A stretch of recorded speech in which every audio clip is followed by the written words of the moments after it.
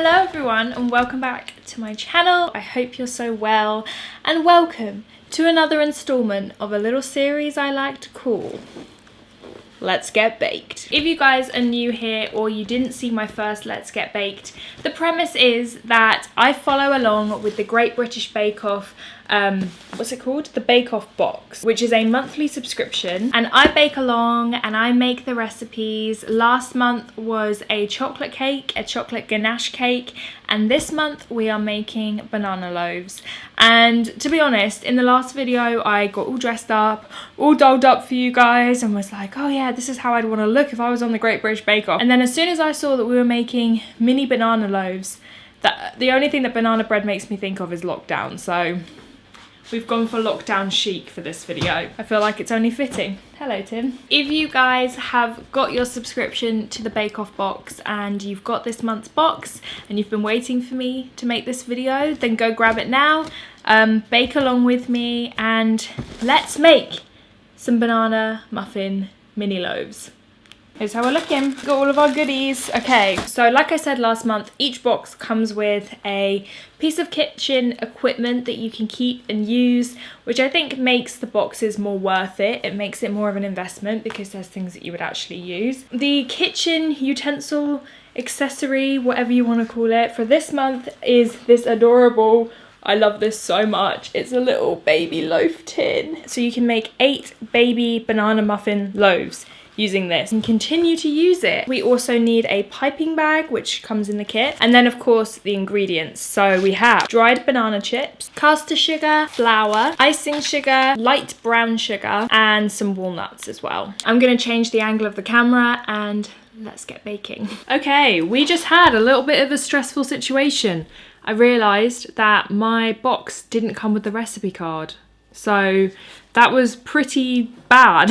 A lovely follower on Instagram has actually sent me pictures of hers, so the show can go on. That's not ideal, really not the best. So the ingredients that you need that don't come in the box are 3 ripe bananas, 2 eggs, and some butter. So let's get started. Preheat your oven to 190 degrees. Next, I am going to grease my lovely new silicone mold with some butter. And while I grease those tins, I thought that I would say thank you to today's video sponsor, Stereo. If you guys haven't gone and followed me on Stereo yet, I highly recommend that you do. I just recently did a live with Lucy Flight, one on there with me and Tim, and tomorrow at 5 p.m. I'm going live with Helen Anderson, and it should be a really good time. If you don't know what Stereo is, it is a live platform where you can listen to people having conversations, send in your voice notes, ask questions, and it's a really fun interactive new app. So I will link my Stereo down below if you want to come and chat with us, and I'm going to insert a little clip here of a previous chat to give you guys a feel for what to expect. If you were to ask someone like the best meal in the world, the first thing they say has to be true, isn't it? Like, it's the first best meal they think of. That's got to be it. It's like it's literally going with your gut. I'm just really excited to like go to a public space, like a city or something, and just not have to worry about COVID and like that I'm gonna go into somewhere where I don't have my mask on, or I'm gonna go too close to someone and make them feel uncomfortable. Next question. Hi. Does Tim have any similar dreams or plans of making a similar South America trip like Emma? Love from Sweden. It's tricky for me because I feel like a lot of people. So thank you, Stereo, for working with me today. Come and listen tomorrow. I'm really looking forward to it. Let's get on with some baking. So the first step is to mash up your bananas. So it says 3 bananas equaling around 300 grams. So I am going to just measure it just to see. I think this should be just under 300.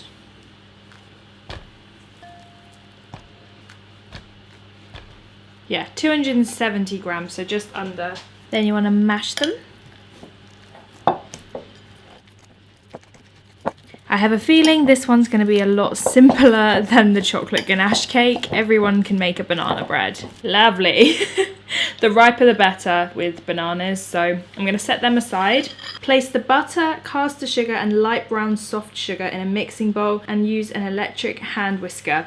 I don't have an electric hand whisker, so we're doing this by hand. Into our bowl, I need a whisk. 115 grams of butter. It says unsalted, mine's lightly salted. I feel like every time I do one of these videos, I'm like using the wrong thing. Ooh. And then we need caster sugar and the light brown sugar. Light brown sugar and caster sugar reporting for duty. That is pretty chunky caster sugar. Now this we want to whisk up for a while. If you have a hand if you have a hand whisk, it won't take you as long as me, but it's just gonna take me some time because I'm doing it by hand. So this will take me a little while, but when the colour is light and when it is super duper fluffy, I'll know it's done.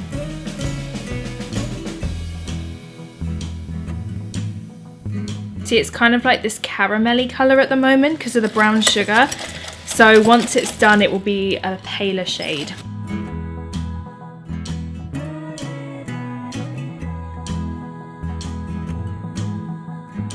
It's a workout, oh my god.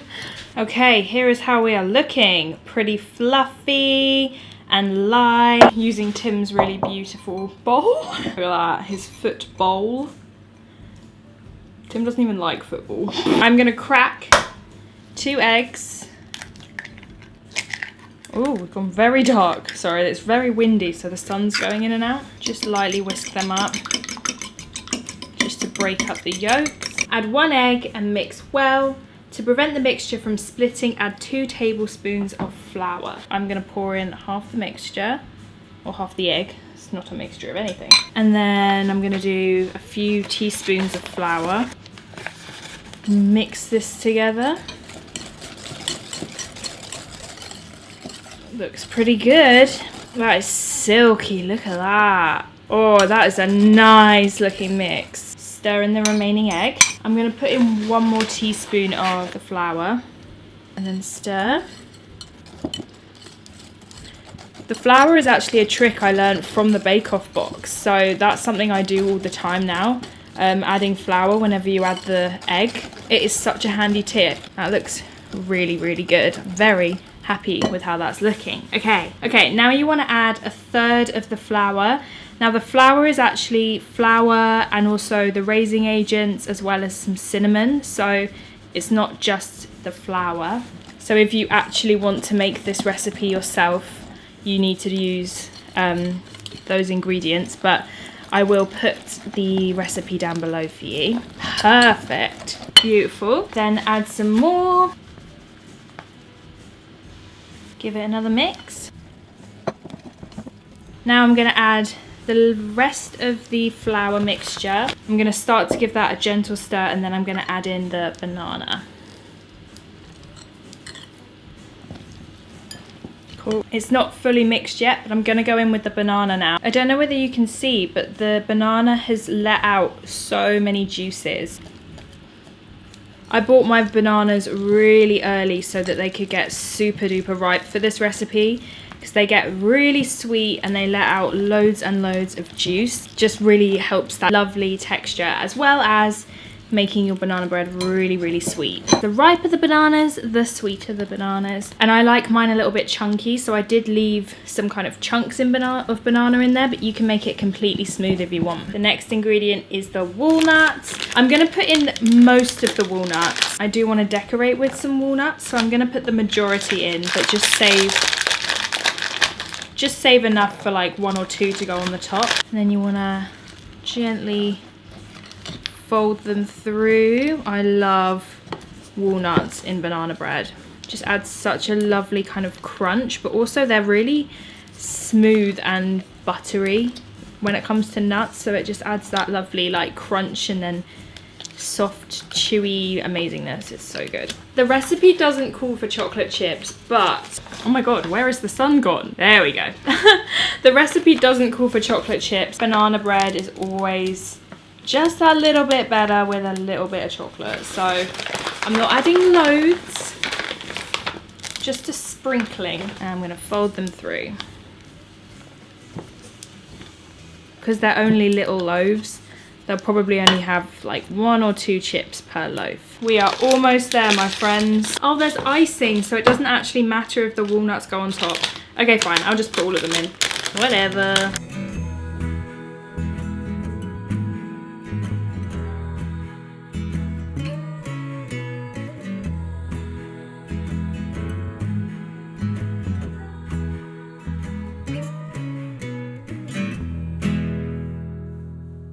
Okay, so the oven is already preheated. I'm gonna go and pop these in now and leave them there for 30 minutes. Look at them. I can't get over how cute these little muffin trays are. Okay, amigos, I have just taken them out of the oven.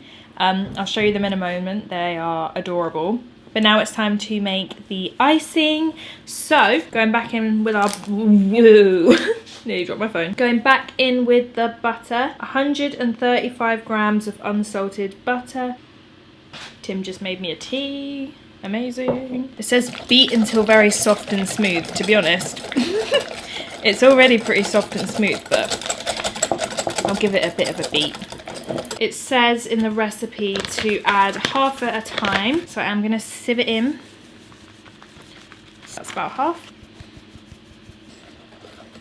Oh, I'm making a mess. Anyway.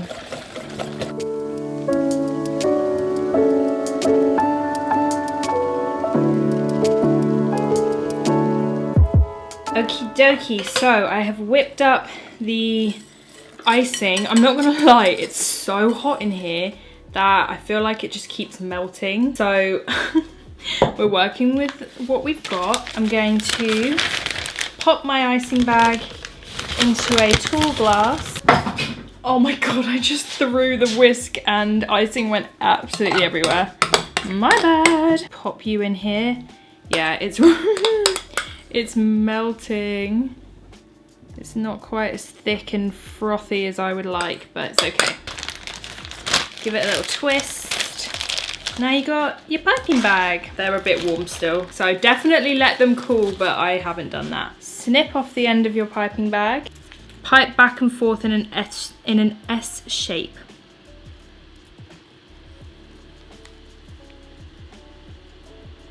No, it's melting. I never leave things to cool. All right, we're back and we're racing with the sun because it's really hot. And this is what happened to the one I iced before. It just completely melted off. I just did a little test one and it worked okay. I put the icing in the fridge. But yeah, it's a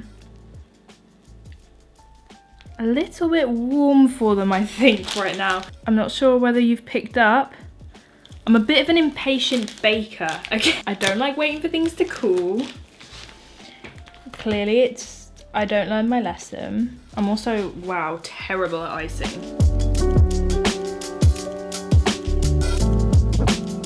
You can do it. These look so bad.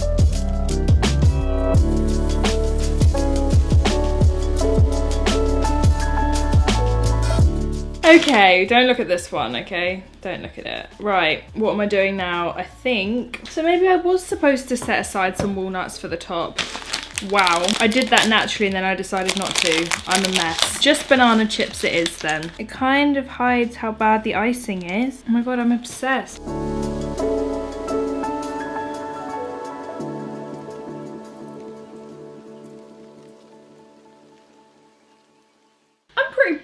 With these, I feel like at the end of these videos I'm always really sweaty, but it is so hot today. It's a beautiful sunny day and the sun is coming straight in, so I need to find a cool place for these so that they don't melt before they set, because I want to give them to my friends. Tim, do you want to come try one? We have to try the one that failed. The icing melted. They look amazing. Aren't they cute? I've already had a bite, I won't lie. Cute icing. Oh, that's so nice. The icing is delicious. What is it? Literally butter and sugar. What's in it? Is it? Walnuts and chocolate. Oh, shit me, that's nice. Out of 10? Yeah, it's like a 9. That's really good. Really? I love banana bread. Thank Thank you very much. Welcome. They were really easy to make if you're patient and you let the icing cool. They look so good. All done. I'm gonna do a doorstep drop off to a few friends, give them one. I will leave the recipe down below if you want to make them yourselves. Thanks for baking with me today. That was really fun. It was going a bit pear-shaped there for a while. I thought maybe it wouldn't go so hot, but we pulled through. So thank you guys so much for watching. Make sure to subscribe if you want to see my monthly Let's Get Baked, and I will see you guys in my next video. Bye!